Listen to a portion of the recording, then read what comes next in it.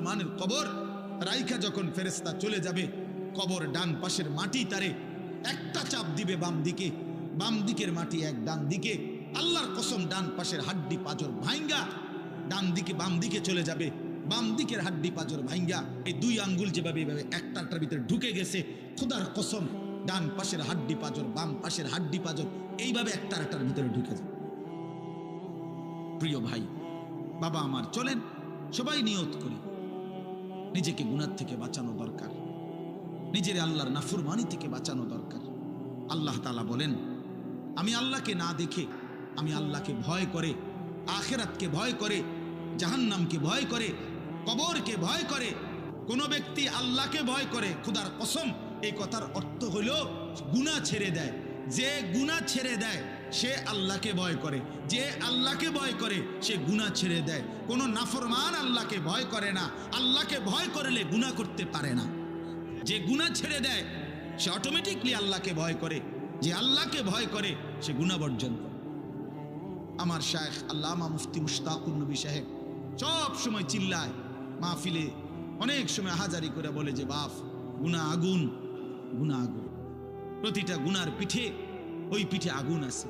নারীর প্রতিটা বেপর্দা দৃশ্যের মধ্যে খোদার কসম আগুন জ্বলে, ওই সিনেমার নর্তকীর শরীরে আগুন জ্বলে, ওই নায়িকার শরীরে আগুন জ্বলে, মোবাইলের ওই অস্থির ছবির মধ্যে আগুন জ্বলে, মদের আড্ডায় আগুন জ্বলে, জুয়ার আড্ডায় আগুন জ্বলে, সুদের টাকায় আগুন জ্বলে, ঘুষের টাকায় আগুন জ্বলে, বেপর্দা নারীর শরীরে আগুন জ্বলে।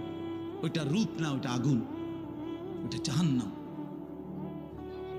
আল্লাহ তাআলা বলেন, আমার যে বান্দারা আমার আখিরাত, আমার জাহান্নাম, আমার পরকাল, আমার কবর এই কথাগুলোকে ভয় করে, আমি আল্লাহকে ভয় করে, না দেখে আল্লাহ বলেন আমি ওয়াদা দিলাম আমি তাদের পেছনের সব গুনাহ মাফ করে দেব, আর আমার সবচেয়ে বড় পুরস্কার জান্নাত দিয়ে দেব। কোরআনুল কারীমের মধ্যে আছে, আল্লাহ তাআলা বলেন, বান্দা আমি তোমাকে বানিয়েছি পরীক্ষা করার জন্য, আর পরীক্ষায় উত্তীর্ণ করার উপযোগী আমি আল্লাহই তোমাকে শুনবার জন্য কান দিয়েছি, দেখবার জন্য চোখ দিয়েছি। ওযু, গোসল, নামাজ, রোজা, হালাল হারাম, পাক নাফাক সব কিছু বান্দা পালন করতে পারবে এমন যোগ্যতা দিয়ে তারে মানুষ বানাইছে। মানুষ হইবার পরে, মুসলমান হওয়ার পরে কেউ যদি বলে আল্লাহর এই হুকুম পালন করা আমার পক্ষে সম্ভব না, তাহলে এটা হইতে পারে তুমি ছাগল, তুমি গরু ছাগল ছাড়া আর কিছু না, তুমি মূলত হাইওয়ান, মূলত তুমি নিজের মানুষ এই পরিচয় ভুলে গেছো। তো এই জন্য বাপ, আল্লাহ নবী সাল্লাল্লাহু আলাইহি সাল্লাম বলেন, মা বাপ সন্তানকে ইহুদি বানিয়ে দেয়, অথবা খ্রিস্টান বানিয়ে দেয়, অথবা অগ্নি পূজক বানিয়ে দেয়। 3 বছরের বাচ্চাটা ছোট্টবেলা থেকেই ঘরে টেলিভিশন দেখে, রঙিন সিনেমা দেখে, নাটক সিনেমা দেখে, তারে এটা শিখাইবার ক্ষেত্রে কে ব্যবস্থা করে দিল? তার মা বাপ। এই 3 বছরের বাচ্চাটারে কার্টুন দেখার জন্য, গেমস খেলার জন্য এত বড় মোবাইলটা, এটা তো তার বাবাই দিছে, অথবা তার মা, তার দুলা ভাই, তার বড় ভাই, তার চাচা, এমন কেউ একজন তার হাতে তুলে দিছে। বলি, যেই মা বাপ সন্তানের, অপ্রাপ্তবয়স্ক সন্তানের হাতে এই বড় মোবাইলগুলো তুলে দেয়, এই মা বাবার চাইতে বড় জালেম আর কেউ নেই। ওরা নিজ হাতে সন্তানকে গলা টিপে হত্যা করে ফেল, ধ্বংস করে দিল, বরবাদ করে দিল। এই জন্য বদনসিব ওই সন্তান, ওই অভিভাবক দুর্ভাগা, যে মুসলমান পরিচয় দেওয়ার পরেও নিজ সন্তানকে আল্লাহর কোরআন দেখে দেখেও পড়তে জানে না।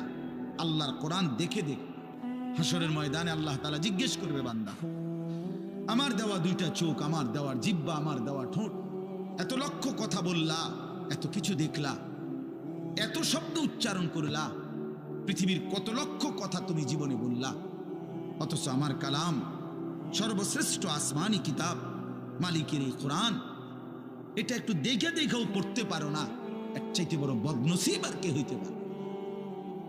আল্লাহর কোরআন যেই মুসলমান দেখে দেখেও শুদ্ধ পড়তে পারে না, ওই লোকটা বোবা। বাকি কথাগুলো না বললেও চলতো, এই পৃথিবী ভোগ করা যেত। বোবা মানুষ যারা, তারা কথা না বলতে পারলেও ভাতও খাইতে পারে, ঘুমও যাইতে পারে, পেশাব পায়খানাও করে, বিয়েও করে, বোবা মানুষের বাচ্চা কাচ্চাও হয়। তাহলে বোবায়ও তো পৃথিবী ভোগ করে।